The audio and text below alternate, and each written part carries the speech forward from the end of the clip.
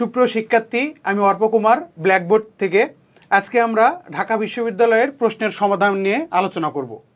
ক ইউনিটের যে পদার্থবিজ্ঞান প্রশ্নগুলো আসছে সেগুলো নিয়ে আমরা আলোচনা করব এবং এটা শর্ট সিলেবাসের ভিতরে ছিল নাকি শর্ট সিলেবাসের বাইরে ছিল সেসব নিয়ে দেখাশোনা করব।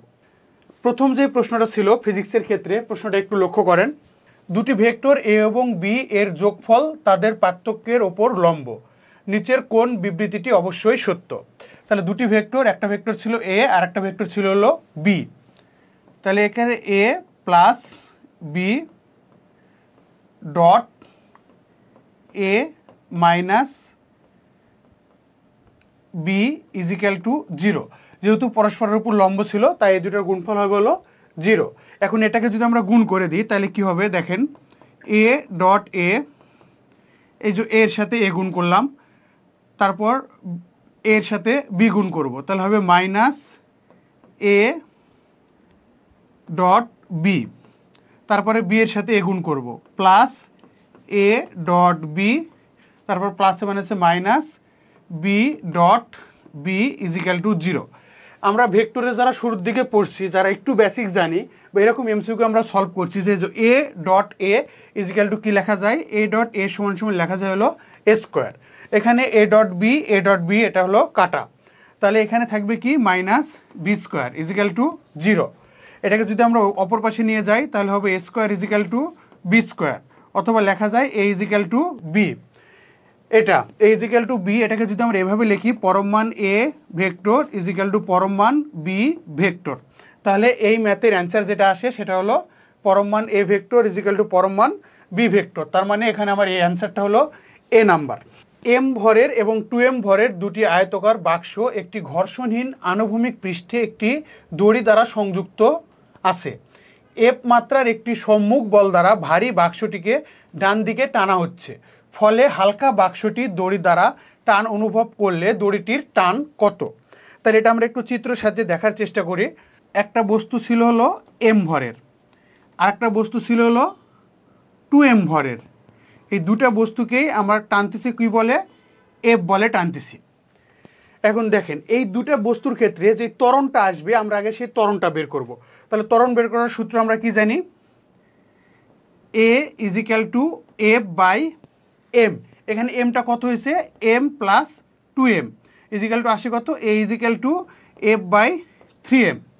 তাহলে এই বস্তুগুলা যে ত্বরণে যাচ্ছে সেই ত্বরণটা কীরকম হবে, কারণ এই ছোটো বস্তুর উপরে তাহলে একটা বল প্রযুক্ত হচ্ছিলো, এই বলটা ধরেন টি, তাহলে এখানে ছিল এম।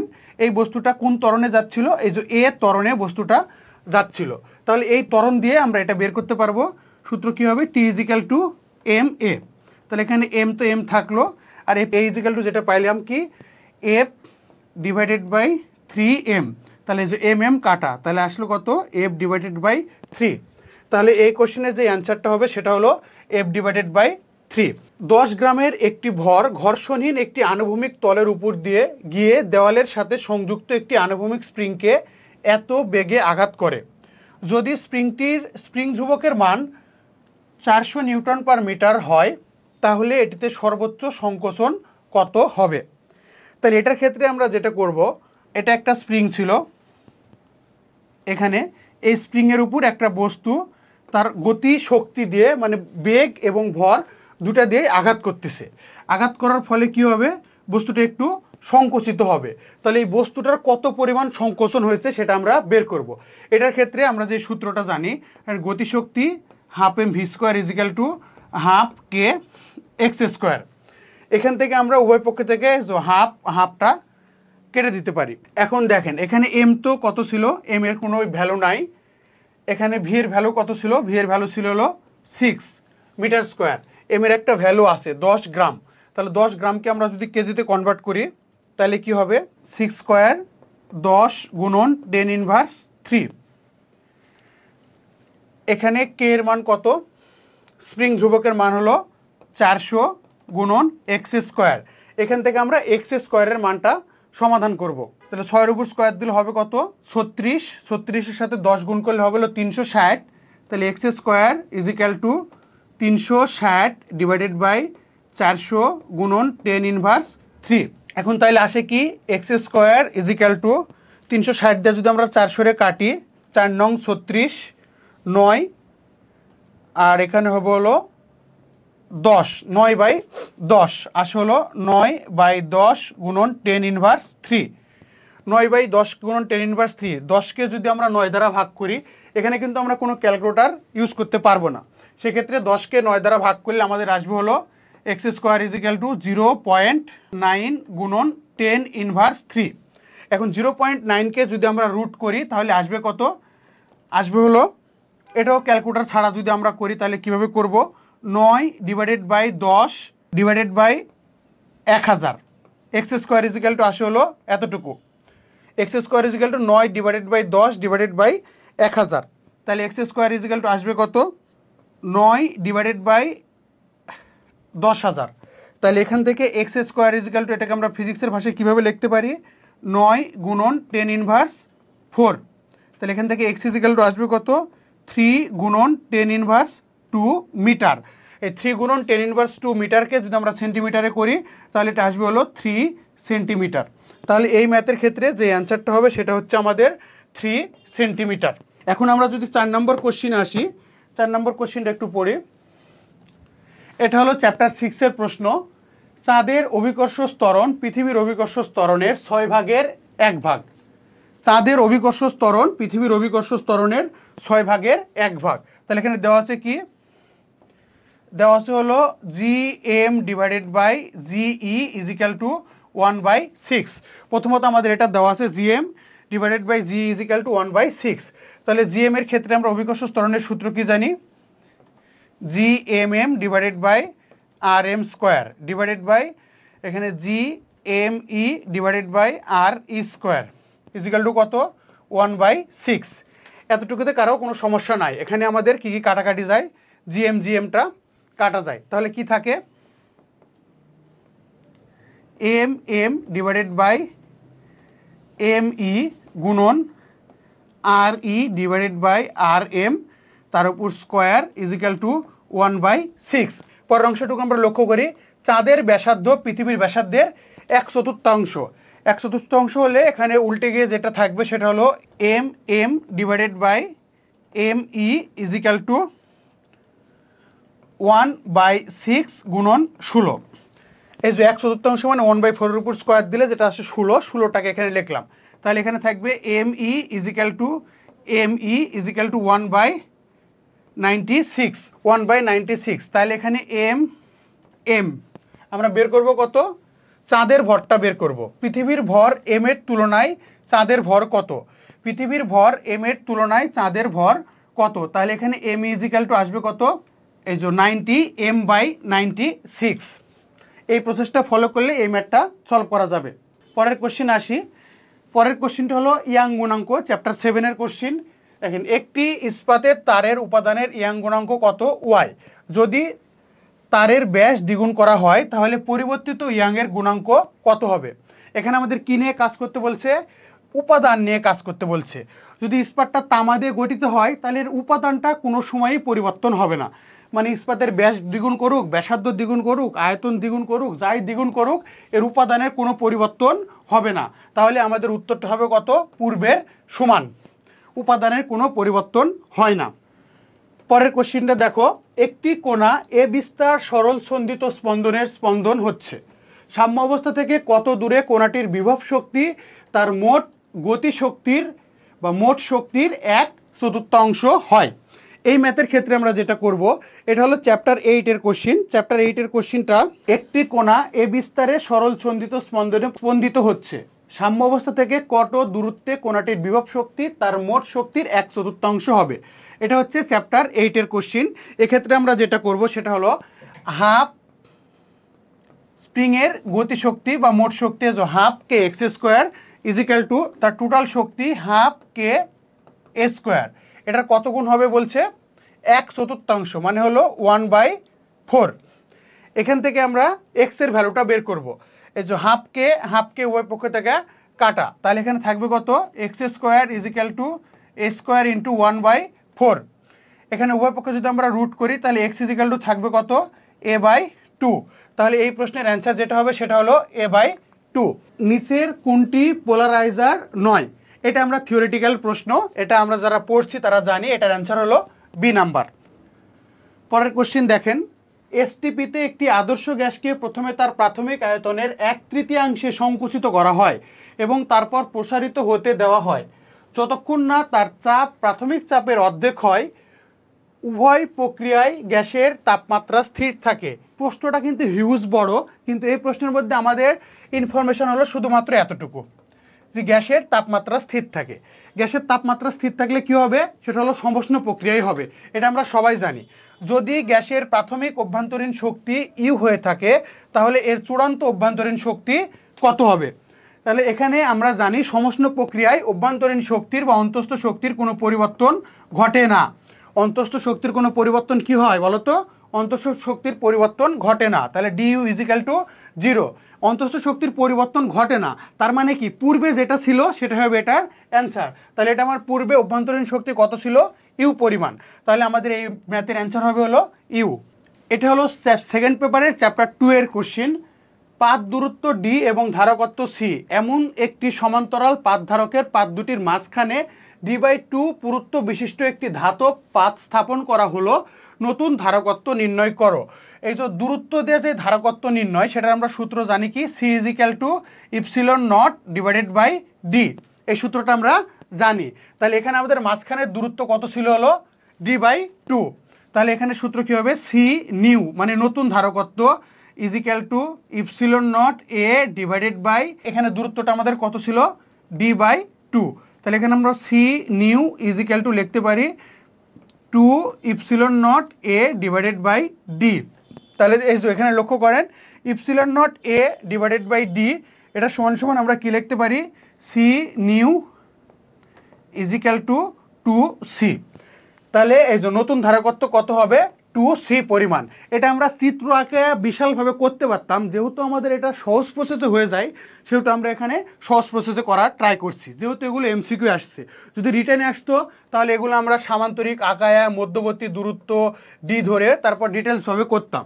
আমার এমসিকিউর ক্ষেত্রে টার্গেট থাকে হলো কিভাবে আমরা সঠিক সময়ে বা কম সময়ে এই ম্যাথগুলা অ্যান্সার করতে পারবো সেগুলা। একটি হুইস্টন ব্রিজের 4টি বাহু পি, কিউ, আর এবং এস যথাক্রমে 8, 12, 16 এবং 48 ওহম রোধ যুক্ত আছে।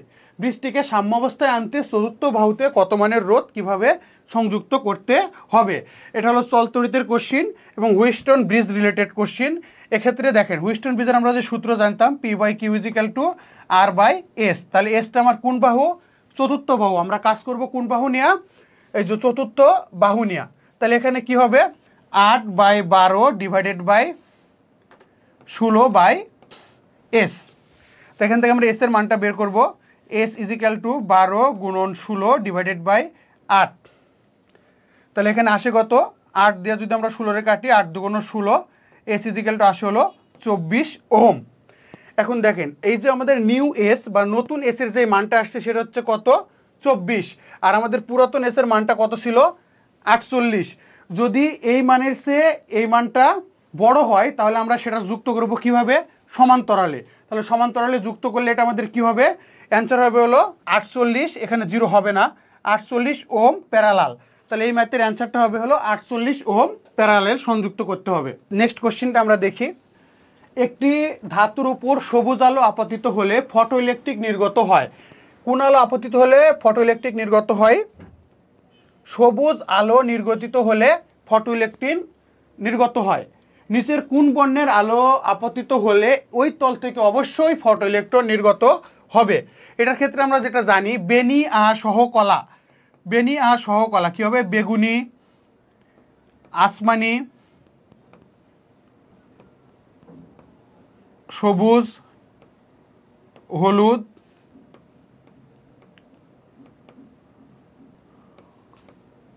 এই যে বেনি আ সহকলা। তাহলে আমাদের সূত্র কি হবে? বেগুনি, নীল, আসমানি, সবুজ, হলুদ, কমলা, লাল। তাহলে কোন আলো পড়লে আমার ফটো ইলেকট্রন নির্গত শুরু হবে? সবুজ আলো পড়লে আমাদের ফটো ইলেকট্রন নির্গতটা শুরু হবে। তাহলে সবুজ আলোর নিচে যেগুলো থাকবে হলুদ, কমলা আর লাল, এগুলো আমাদের অ্যান্সার আসার কোনো সম্ভাবনা নাই। আমাদের অ্যান্সারটা হবে সবুজ আলোর উপরে। তাহলে সবুজ আলোর উপরে কোনটা আছে? আছে হলো আসমানি, আছে হলো নীল, আছে হলো বেগুনি। তাহলে আমার অপশানের ক্ষেত্রে কি কোথাও বেগুনি আছে? বেগুনি নাই। আসমানি আছে? আসমানি নাই। অপশানে আসছে কোনটা? নীল। তাহলে এই প্রশ্নের অ্যান্সারটা হবে হলো নীল। কারণ সবুজ আলো থেকে আমাদের ফটো ইলেকট্রন নির্গতটা শুরু হয়েছে। তাহলে সবুজের উপর থেকে অ্যান্সার হওয়ার সম্ভাবনা আছে, সবুজের নিচে কোনো অ্যান্সার হওয়ার সম্ভাবনা নাই। সেক্ষেত্রে আমাদের অ্যান্সারটা হবে হলো নীল।